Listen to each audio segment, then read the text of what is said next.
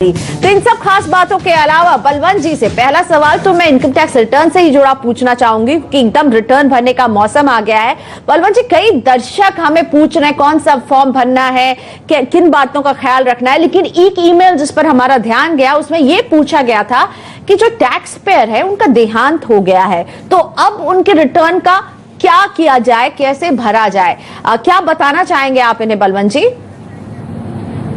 देखिए, प्रियंका, ऐसा है कि जब किसी की डेथ हो जाती है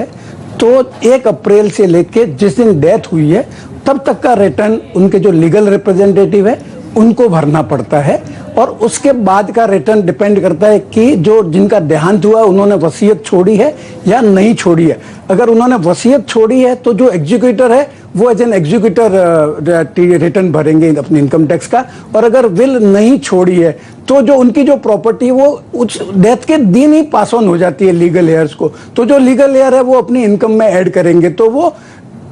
सेकेंड टाइम उनको जो रिटर्न है वो भरने की जरूरत नहीं है। पर अगर विल छोड़ी है तो एग्जीक्यूटर को रिटर्न भरना पड़ेगा। और जहां तक प्रश्न है कि जो लीगल रिप्रेजेंटेटिव है वो रिटर्न कैसे भरे, तो उनको इनकम टैक्स की जो ई फाइलिंग की साइट है वहां जाकर एज ए लीगल रिप्रेजेंटेटिव अपने आप को रजिस्टर कराना पड़ेगा। उसके लिए उनको जिनका देहांत हो गया है उनका डेथ सर्टिफिकेट, उनका पैन कार्ड,